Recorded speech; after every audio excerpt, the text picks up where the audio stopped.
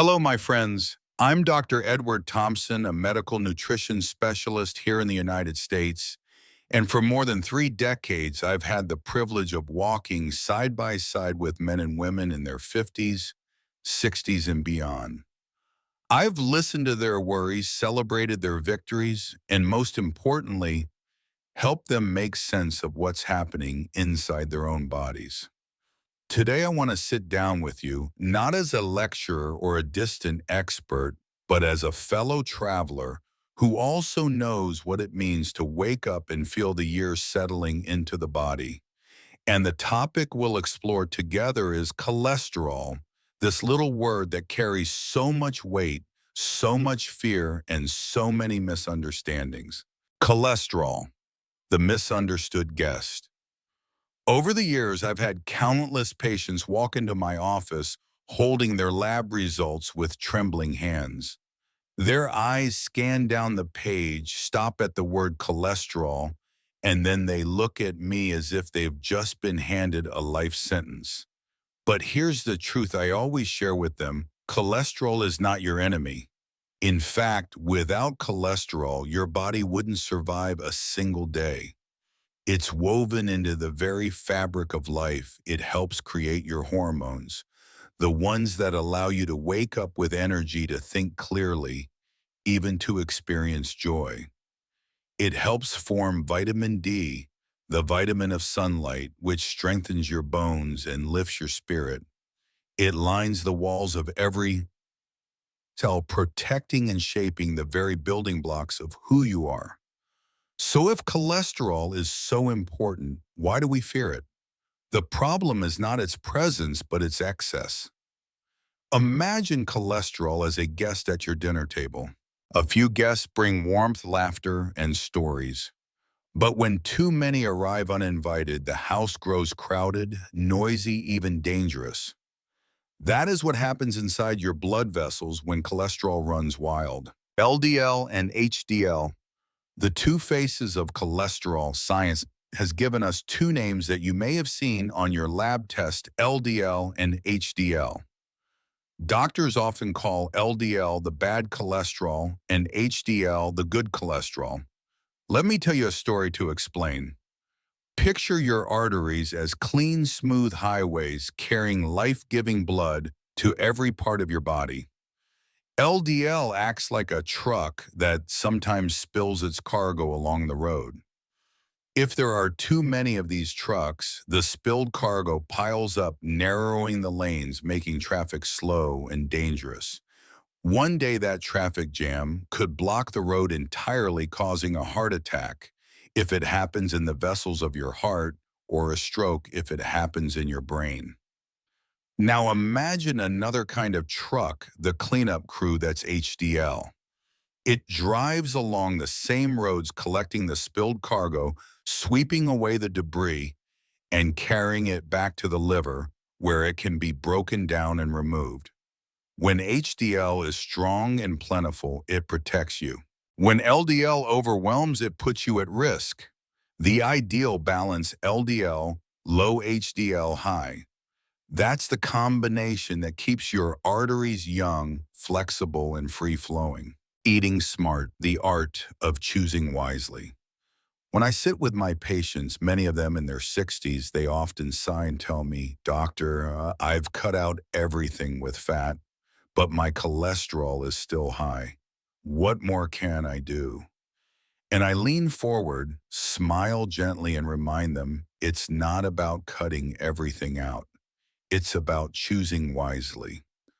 Our bodies are not machines that run on avoid this and avoid that. They are living, breathing gardens. And like any garden, what we plant matters. Some foods bring weeds, others bring blossoms. The foods that crowd the garden. Let's begin with the weeds. These are the foods that push LDL, the bad cholesterol, higher and higher. Think of red meats, especially beef, lamb, and processed cuts like sausages or smoked meats. They may look appetizing on the plate, but inside your arteries, they act like sticky glue. Then there are the hidden culprits: Pastries, cookies, packaged snacks, fried foods from fast food counters, those shiny bags of chips that call out to us in the grocery aisle. These foods are often loaded with what we call trans fats. In simple terms, trans fats are like plastic cheap to make long-lasting on the shelf, but almost indestructible inside your body. They slip into your system, build up in your vessels, and refuse to leave. Over the years, I've seen patients who swore they ate very little, but those little daily indulgences, half a donut here, a bag of chips there, stacked up, silently raising their LDL year after year until one day they found themselves in an ambulance. The foods that heal. Now, here's the good news. Just as there are weeds, there are also blossoms foods that nourish the body and strengthen the heart. One of my favorite stories is about a gentleman named Richard, age 67. He had a sweet tooth and loved his steaks. His LDL was climbing. His doctor wanted to start him on medications, and he came to me worried. Instead of taking away all his pleasures, I asked him to add something salmon twice a week. We paired it with roasted vegetables, a drizzle of olive oil, and a handful of walnuts for dessert. 6 months later, his LDL dropped, his HDL rose, and his smile returned. He told me, "Doctor, I didn't feel like I was dieting. I felt like I was living better." That's the beauty of foods rich in unsaturated fats. Salmon, mackerel, sardines, nuts like almonds and walnuts, seeds like flax and chia, and oils like olive or peanut. They don't just feed you, they protect you. They strengthen your HDL, that cleanup crew that sweeps the cholesterol out of your arteries. Even something as simple as swapping butter for olive oil or replacing chips with a handful of nuts makes a difference. These small swaps are like choosing to plant flowers instead of weeds day after day until your garden blossoms again. The quiet power of fiber. But let's not forget another hero, fiber. My patients often roll their eyes when I bring up fiber, imagining bland cereals or piles of lettuce. But fiber is far more than that. It's the broom that sweeps through your digestive system, trapping cholesterol and carrying it out of the body. Oats at breakfast, an apple in the afternoon, beans in your soup, these are small acts of care.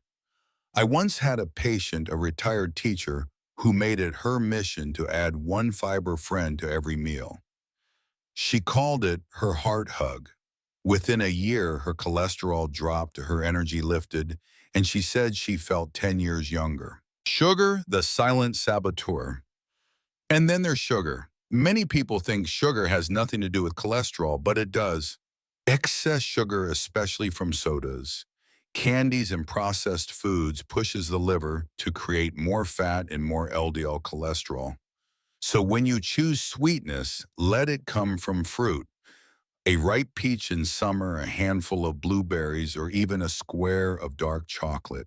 These give pleasure without the sabotage. Eating as a philosophy, not a punishment. I often tell my patients this: eating is not about fear. It is about love. Love for your body, love for your future, love for the people who want to share more years with you.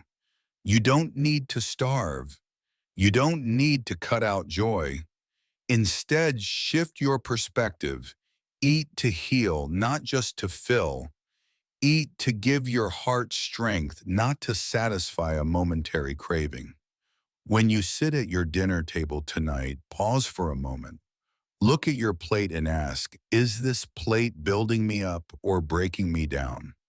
That one question asked daily can change the course of your health. Movement, the heart's daily medicine. When I think back over my years in practice, one image always stays with me: Mr. Harris, a 72-year-old widower who shuffled into my office leaning heavily on his cane. He sighed and said, "Doc, I guess my body's just slowing down." His cholesterol was high, his blood pressure creeping upward. Instead of prescribing pills right away, I asked him a simple question. Would you be willing to walk with me? He looked puzzled, but he agreed. We started small, 5 minutes a day just around his block. By the end of 3 months, those 5 minutes had grown into 30. His cane was left by the door more often than not. His lab test showed his LDL lowering, his HDL climbing, and he told me he was sleeping better than he had in years. Movement, you see, is the heart's daily medicine, not extreme workouts, not punishing regimens, just consistent, gentle activity that raises the heart rate and makes you break a light sweat. Walking, swimming, dancing, cycling. What matters most is not the intensity, but the joy. If you enjoy it, you'll keep coming back and your body will thank you. The secret of rhythm, or what I like to call rhythmic movement, is especially powerful. Why? Because it mirrors life itself. Our hearts beat in rhythm, our breath flows in rhythm. And when we move in rhythm, whether through aerobics, tai chi, or even dancing in the kitchen, we align with the body's natural design. Science confirms this. At least 150 minutes of moderate movement per week, about 30 minutes a day, 5 days a week, can significantly lower LDL cholesterol and raise HDL. But beyond the science, there is poetry. Movement reconnects you with the vitality you thought you'd lost. So if you haven't started yet, begin with something small. Put on your favorite song from the 70s and sway in your living room. Call a friend and walk together at sunset. These are not chores. They are gifts. Weight, the gentle balance. Another truth I've witnessed again and again: weight matters, but not in the way magazines or advertisements tell you. I've seen slim patients with high cholesterol and heavier patients with surprisingly healthy numbers. The difference often lies in where the weight is carried, how the body uses energy, and how the person treats food, and movement. Still, excess weight, especially around the waist, often nudges cholesterol higher. For many of my patients, the goal is not to fit into old jeans, but to keep their BMI under 23. A range research shows is protective for heart health. I remember Mary, a 65-year-old grandmother who loved baking pies.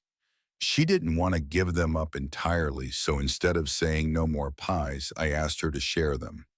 She began baking one pie, keeping two slices, and giving the rest to neighbors.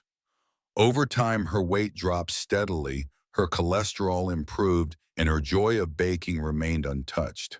It's not about punishment, it's about balance. Balance that keeps the body light enough to carry you into your 70s, 80s, and beyond. The silent poison, tobacco. If food and movement are the pillars of health, tobacco is the storm that tears them down. Smoking doesn't just raise the risk of lung cancer, it injures the delicate lining of your arteries. And once those walls are damaged, LDL cholesterol finds the cracks, settles in, and builds the very plaques that lead to heart attacks and strokes. I once cared for a man named Robert, a lifelong smoker in his late 60s. His numbers were fair, but his arteries told another story: hard and narrowed, scarred.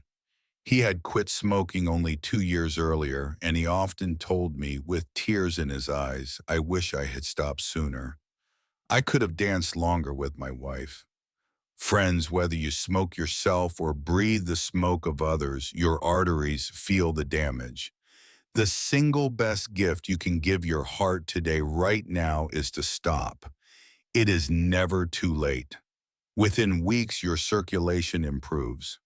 Within months, your risk of heart disease begins to fall. Lifestyle as a legacy. When I speak about exercise, weight, and tobacco, I'm not speaking about rules or restrictions. I'm speaking about legacy.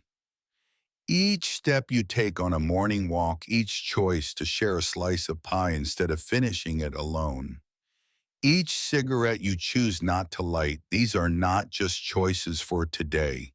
They are seeds you plant for the future. One day when your grandchildren ask why you're still strong enough to play catch or dance at their wedding, you can smile and say, because I loved my heart enough to care for it. When lifestyle isn't enough, there's a question I hear often, usually whispered, as though it carries shame, doctor. Does this mean I'll need pills for the rest of my life? And I always answer with honesty and gentleness. Sometimes, yes, but needing medicine is not a sign of failure. It's a sign of being human. Here's the truth. Food movement, weight management, and avoiding tobacco are powerful tools. For many people, they are enough to keep cholesterol in balance. But for others, because of genetics, age, or other medical conditions, these tools alone cannot carry the whole weight. That's where modern medicine steps in, not to replace your efforts, but to partner with them. The helpers in a bottle. There are several types of cholesterol-lowering medications. Let me explain them in simple terms the way I would to a friend over coffee. Statins are perhaps the most well-known. Think of them as gentle breaks for the liver slowing down its overproduction of cholesterol.